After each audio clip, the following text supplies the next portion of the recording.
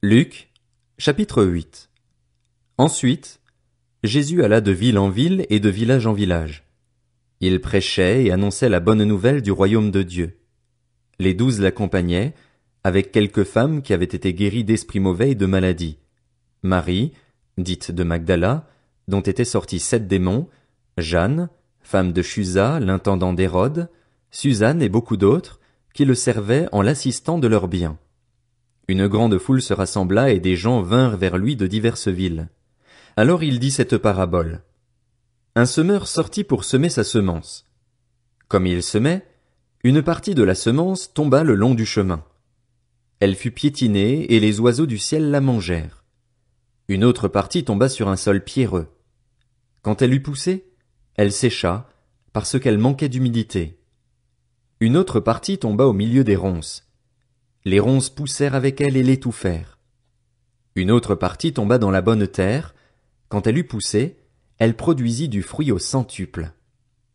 Après cela, Jésus dit à haute voix, que celui qui a des oreilles pour entendre, entende. Ses disciples lui demandèrent ce que signifiait cette parabole. Il répondit, Il vous a été donné, à vous, de connaître les mystères du royaume de Dieu. Mais pour les autres, cela est dit en parabole, afin qu'en voyant ils ne voient pas et qu'en entendant ils ne comprennent pas. Voici ce que signifie cette parabole. La semence, c'est la parole de Dieu. Ceux qui sont le long du chemin, ce sont ceux qui entendent. Puis le diable vient et enlève la parole de leur cœur, de peur qu'ils ne croient et soient sauvés. Ceux qui sont sur le sol pierreux, ce sont ceux qui, lorsqu'ils entendent la parole, l'acceptent avec joie. Mais ils n'ont pas de racines. Ils croient pour un temps et abandonnent au moment de l'épreuve. Ce qui est tombé parmi les ronces, ce sont ceux qui ont entendu la parole, mais en cours de route ils la laissent étouffer par les préoccupations, les richesses et les plaisirs de la vie, et ils ne parviennent pas à maturité. Ce qui est tombé dans la bonne terre, ce sont ceux qui ont entendu la parole avec un cœur honnête et bon, la retiennent et portent du fruit avec persévérance. Personne n'allume une lampe pour la couvrir d'un vase ou la mettre sous un lit, mais il la met sur un support, afin que ceux qui entrent voient la lumière.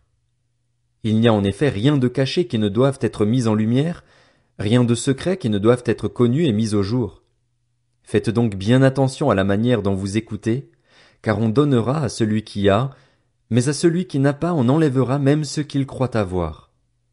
La mère et les frères de Jésus vinrent le trouver, mais ils ne pouvaient pas l'approcher à cause de la foule.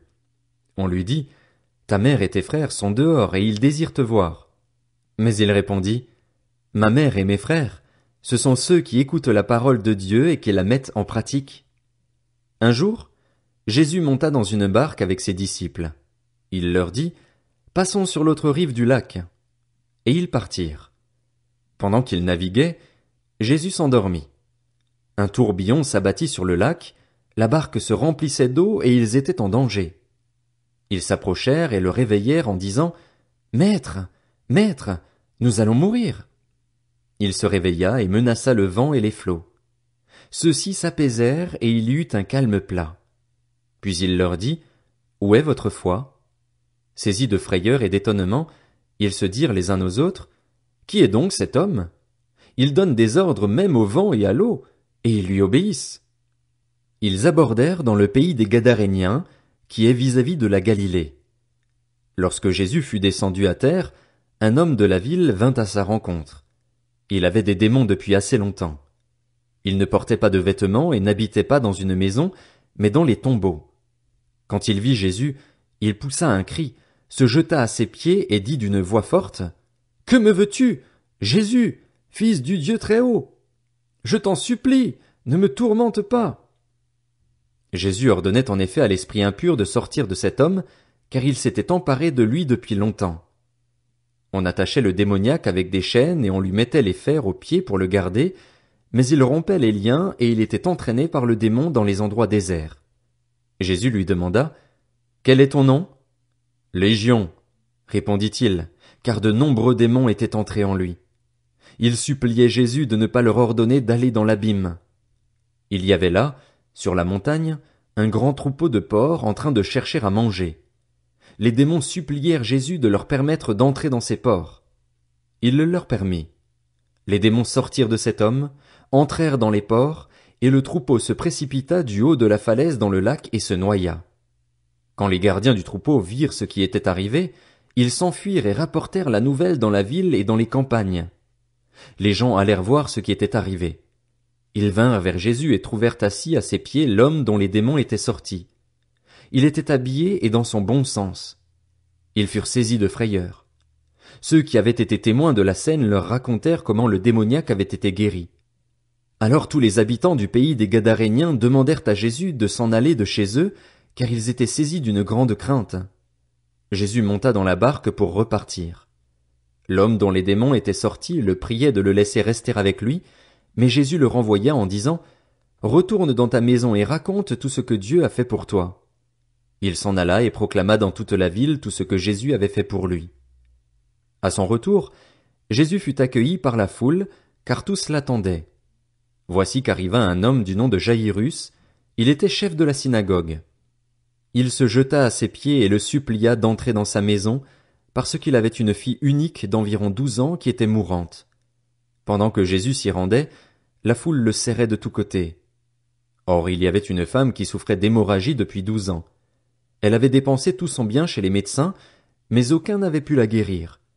Elle s'approcha par derrière et toucha le bord du vêtement de Jésus. Son hémorragie s'arrêta immédiatement. Jésus dit « Qui m'a touché ?» Comme tous s'en défendaient, Pierre et ceux qui étaient avec lui dirent « Maître, la foule t'entoure et te presse, et tu dis « Qui m'a touché ?» Mais Jésus répondit « Quelqu'un m'a touché, car j'ai senti qu'une force était sortie de moi. » Voyant qu'elle n'était pas passée inaperçue, la femme vint toute tremblante se jeter à ses pieds. Elle déclara devant tout le peuple pourquoi elle l'avait touchée et comment elle avait été immédiatement guérie. Alors il lui dit « Ma fille, prends courage, ta foi t'a sauvée.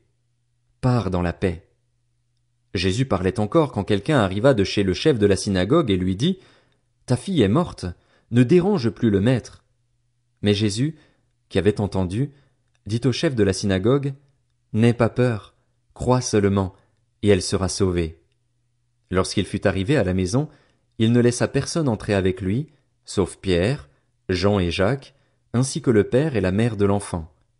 Tous pleuraient et se lamentaient sur elle. Alors Jésus dit « Ne pleurez pas, car elle n'est pas morte, mais elle dort. » Ils se moquaient de lui, sachant qu'elle était morte. Mais il les fit tous sortir, prit la jeune fille par la main et dit d'une voix forte « Mon enfant, lève-toi !» Son esprit revint en elle, et elle se leva immédiatement.